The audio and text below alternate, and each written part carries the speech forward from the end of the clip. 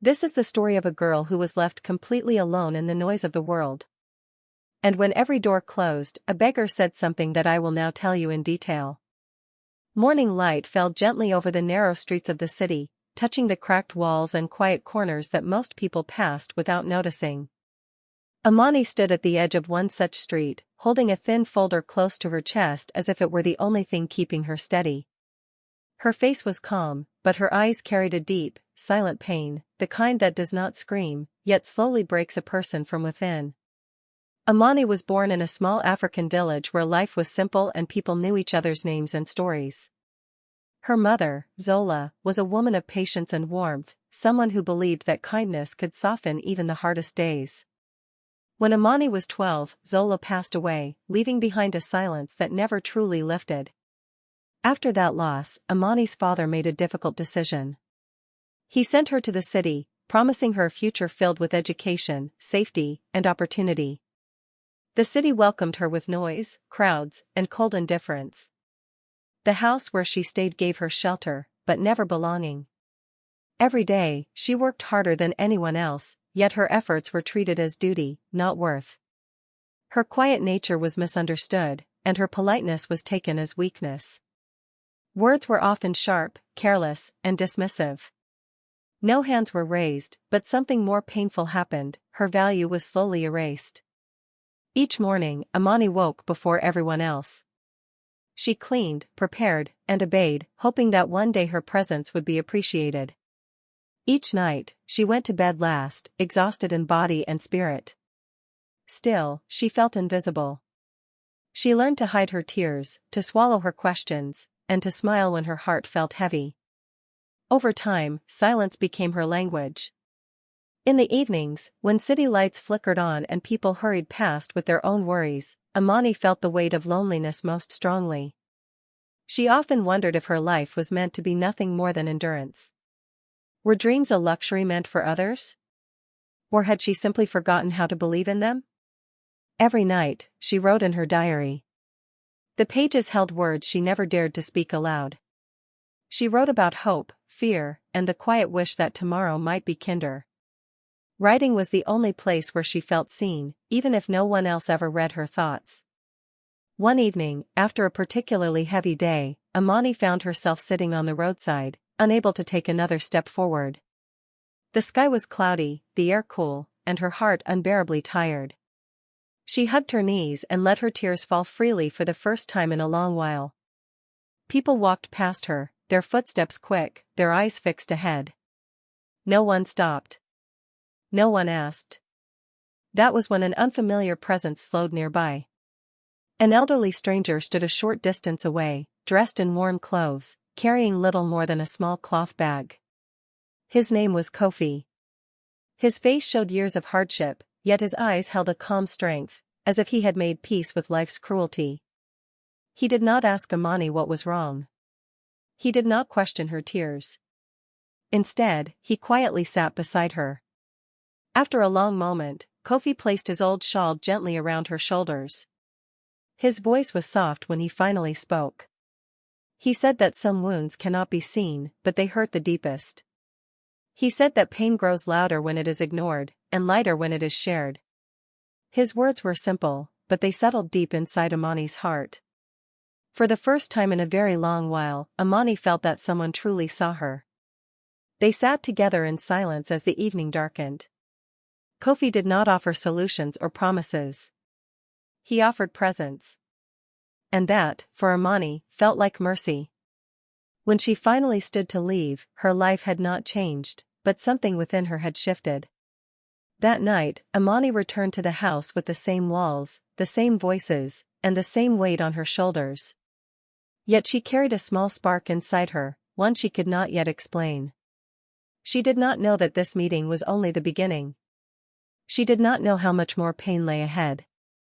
But for the first time, she sensed that her story was not over. The next morning, Amani woke with a strange heaviness in her chest.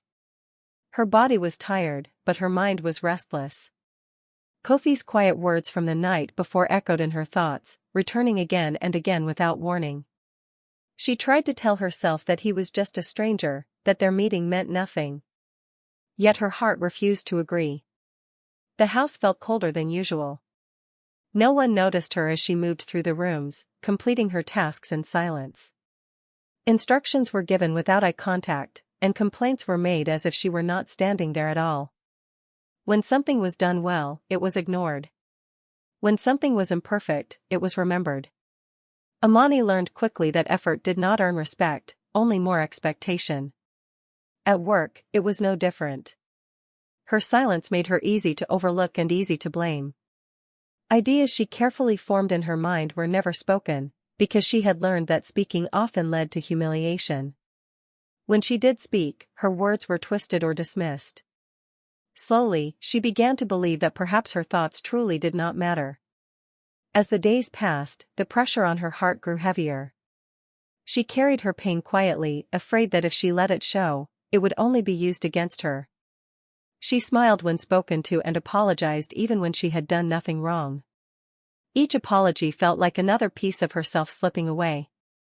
One evening, as she walked home through the crowded streets, her steps slowed near the same corner where she had met Kofi. She told herself she was just resting, but deep inside, she hoped to see him again. To her surprise, he was already there, seated calmly, as if he had never left. Kofi looked up and gave her a gentle smile. There were no questions in his eyes, only recognition. Amani sat beside him, and for a while, neither of them spoke. The silence felt different this time. It did not feel empty. It felt safe. Finally, Amani spoke. Her voice was quiet, almost uncertain, as she said that people could take so much from a person without ever touching them. Kofi nodded slowly.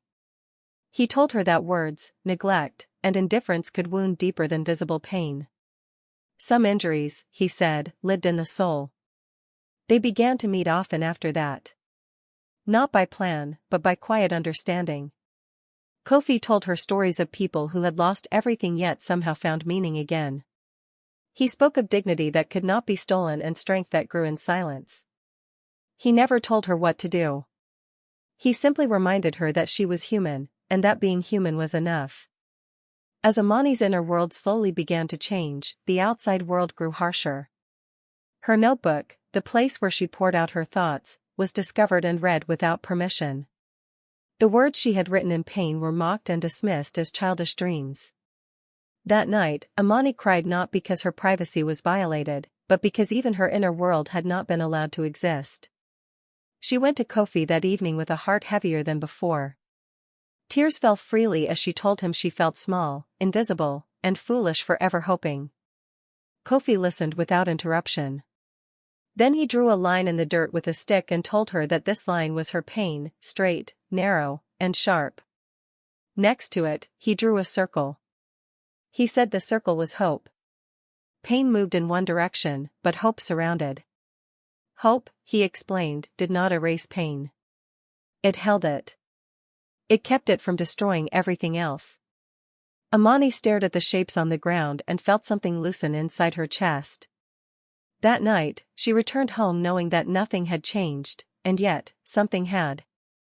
Her suffering was still real, but it was no longer meaningless. For the first time, she understood that her pain did not define her worth. The days ahead would test her even more. Harder words would come. Deeper wounds would form. But somewhere inside her, a quiet strength had begun to grow. And this time, she was not completely alone. Time began to feel heavier for Amani, as if each day carried more weight than the one before. She moved through her routine like a shadow, present, but unnoticed. Her body followed orders, but her heart felt distant, pulled inward by a quiet exhaustion that sleep could not heal. The world around her continued as usual, yet inside her, something fragile was slowly cracking. At home, the tone toward her had changed again. It was no longer just cold or dismissive, it was sharp. Conversations happened about her, not with her. Mistakes were assumed before facts were known. When something went wrong, her name was mentioned first. Amani began to shrink into herself, choosing silence not out of peace, but out of survival. She noticed how easily people spoke about her life, as if she were not the one living it. Decisions were made without her voice. Her needs were treated as inconveniences.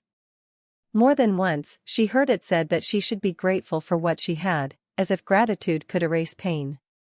Each time, she nodded quietly, while something inside her broke a little more. One afternoon, while returning from work, Amani stopped outside a small school. Children poured out through the gates, laughing, running, their voices full of life. She stood there longer than she meant to, watching them. A sharp ache formed in her chest. Once, she too had laughed freely. Once, she had believed the world might be gentle. That memory felt distant now, almost unreal. That evening, she went to find Kofi. He noticed immediately that something was different. Her shoulders were lower, her eyes duller. When she sat beside him, she did not speak at first. Silence stretched between them, heavy and thick. Then, in a voice barely above a whisper, Amani said she felt like her life had no meaning. She said she was tired of existing without being seen. Kofi listened closely. He told her that when a person is repeatedly made to feel worthless, they begin to believe the lie. He said belief was fragile, and that it could be wounded just like the body. When Amani asked why belief stayed silent when she needed it most, Kofi answered that even faith could be injured. Days passed, and the pressure on Amani increased. She was blamed for things she did not do. Her intentions were questioned. Her silence was used against her, turned into proof of guilt. The more she tried to protect herself by saying less, the more isolated she became. Eventually, even her diary, the last place where she felt honest, remained unopened. She feared that her thoughts were no longer safe, even on paper. One night, unable to sleep, Amani sat alone in the corner of her room. The walls felt too close, the air too thin. She stared at her hands, worn and trembling, and wondered if this was all her life would ever be. The thought that nothing would change filled her with a quiet terror. The next morning, she was told something that crushed what little strength she had left. Her presence, she was informed, was unnecessary. Her voice was unwanted. She was advised to do her work and stay invisible. Those words followed her as she walked away, echoing in her mind with every step. Without thinking, Amani went straight to the place where Kofi usually sat. When she arrived, her restraint finally collapsed. Tears poured freely, carrying months of unspoken pain. Kofi placed his hand gently on her head and spoke softly. He said that when suffering reaches its limit, it forces a choice, to disappear, or to be reborn. Amani looked up at him through her tears and asked if rebirth was truly possible. Kofi told her that it was, but only if someone reminded her that she was still alive. In that moment, Amani felt something stir deep within her, a faint but stubborn will to survive. The night air felt colder as she walked home, but her steps were steadier. She did not feel strong. She did not feel brave. But she felt awake. The darkness had not lifted, yet a small light had appeared within it. Her greatest test was still ahead. That morning, Amani woke with a sense of unease that refused to leave her. It was not fear in a clear shape, but a heavy feeling in her chest, as if something painful was waiting for her just beyond the day. The world outside looked the same, yet everything felt harder to face. She moved through her routine slowly, each step demanding more effort than usual. At home, the atmosphere had grown cruel in its silence. Words were no longer needed to hurt her. Looks, pauses, and deliberate neglect did the work instead. When Amani spoke, her sentences were cut short. When she stayed quiet, her silence was judged. No response was ever the right one. She began to feel as though her very existence was a mistake she could not correct. That day, she was given a responsibility and later criticized for how she carried it out, even though she had followed every instruction. The unfairness of it struck deeper than before. It was not just disappointment she felt, it was the slow destruction of her self-respect. She lowered her eyes and accepted the blame, knowing that resistance would only bring more pain. By evening, her strength was gone. She left the house without direction, walking simply because staying felt unbearable. Her feet carried her to the familiar corner where she often met Kofi. The street was darker than usual, quieter too. She looked around, hoping to see him. He was not there. The absence hit her harder than she expected. A sudden fear rose inside her, sharp and suffocating. For the first time, she realized how much she depended on those quiet conversations. If even this small source of comfort disappeared, she did not know how she would endure the days ahead. She sat down on the pavement, wrapped her arms around herself, and let the tears fall. Time passed slowly. The sky deepened into night. Then, from a distance, she saw Kofi approaching. His steps were slower, his posture more tired, but his presence carried the same calm as before. When he reached her, he sat down without a word. Amani broke into sobs, overwhelmed by relief. She told him that she felt completely alone, as if the world had erased her. Kofi listened carefully and then spoke with gentle certainty. He said that when people are constantly rejected, they begin to believe they do not belong anywhere. But sometimes, he explained, it is not the person who is wrong, it is the place. Being unseen does not mean being unworthy. That evening, Kofi shared part of his own story. He spoke of a time when he had a home, respect, and a place in the world. He spoke of how loss had stripped those things away, leaving him invisible to many. Yet he said that he had chosen not to lose his compassion, because it was the last thing no one could take from him. Amani listened closely, feeling her heart soften. For the first time, she understood that suffering was not a punishment unique to her. Others carried silent burdens too. That knowledge did not erase her pain, but it made it feel less isolating. When she returned home that night, the house felt just as cold as before. Nothing had changed on the surface. But inside Amani, something was shifting. The voices that once defined her were beginning to lose their power. She could still feel pain, but she no longer believed it was proof of her worthlessness. Late that night, she opened her diary again. Her hands trembled as she wrote a single sentence, "I was not born to disappear." The words frightened her, but they also gave her strength. For the first time, she allowed herself to imagine a future shaped by her own choices. The path ahead remained uncertain and dangerous to her fragile hope. But Amani had reached a turning point. She was no longer only surviving. She was preparing to choose herself. Amani woke before dawn, long before the city stirred. The words she had written the night before stayed with her, repeating quietly in her mind. I was not born to disappear. Saying it again in her thoughts felt both powerful and frightening. For years, she had survived by becoming small. Now, the idea of choosing herself felt like stepping into unfamiliar light. The house was silent as she prepared for the day. She moved carefully, not wanting to draw attention. Nothing around her had changed, yet she sensed that she had crossed an invisible line within herself. She was no longer waiting to be valued. She was beginning to believe that her value existed on its own. That day brought another test. Her efforts were questioned once more, her intentions doubted without reason. The familiar weight pressed down on her, urging her to retreat into silence. But something inside her resisted. She did not argue. She did not defend herself loudly. Instead, she listened, steady and calm, refusing to let the words enter her heart. This quiet resistance was new, and it cost her more strength than she expected. By evening, Amani felt drained but strangely clear. She did not go home right away. Instead, she walked toward the place where Kofi usually sat, carrying a decision she had been holding all day. When she found him, she sat beside him and told him she could no longer live only by enduring. She said she did not know exactly what her future looked like, but she knew she could not remain where she was slowly disappearing. Kofi listened with careful attention. After a long pause, he said that courage did not always look like action. Sometimes, courage was simply the decision to stop accepting harm as normal. He warned her that choosing herself might mean losing comfort, approval, or familiarity.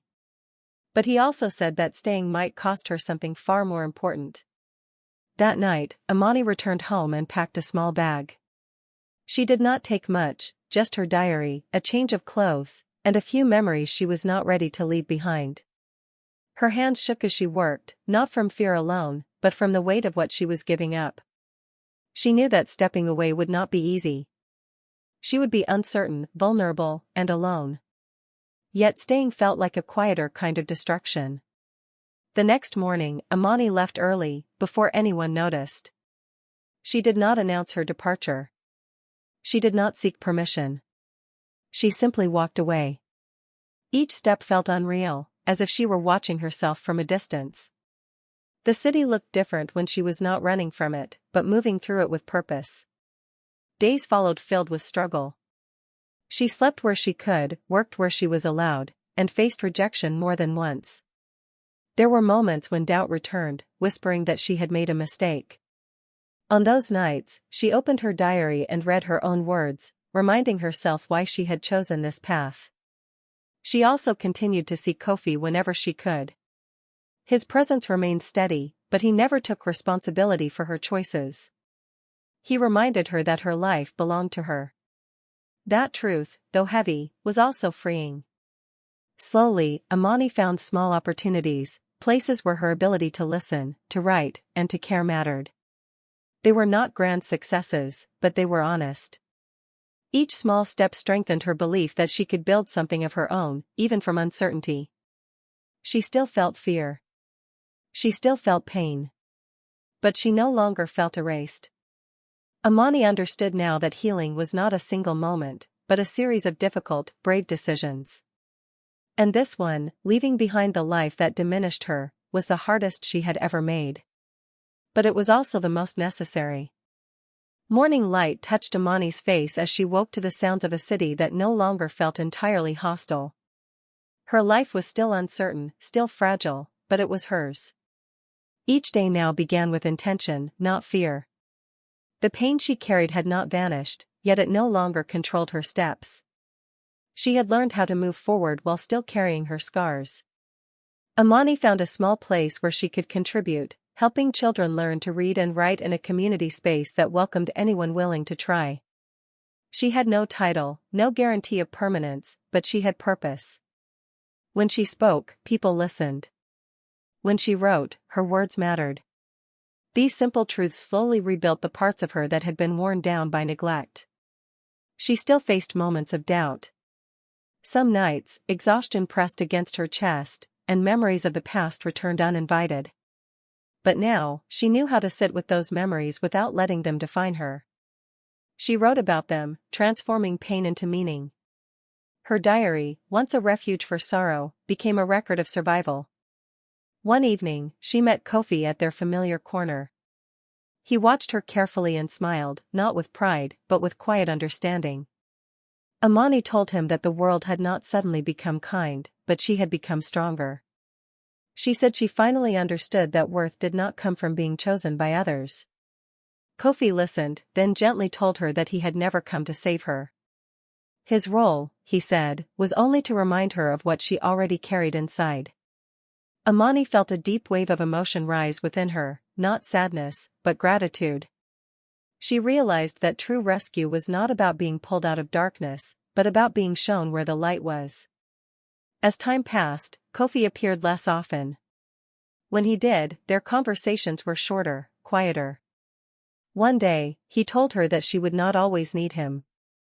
That the lessons she had learned were now part of her. The thought filled her with both loss and peace. When they said goodbye, there were no tears. Amani understood that endings did not always mean abandonment. Some endings meant completion. In the final moments of her story, Amani walked through the city at sunrise, her diary in hand and calm in her heart. The same streets that once made her feel invisible now felt open with possibility. She had not escaped suffering, but she had escaped erasure. Her life was not perfect. It was honest. And in that honesty, she found freedom. This is where Amani's story ends, not because her journey is over, but because she has learned how to walk it on her own.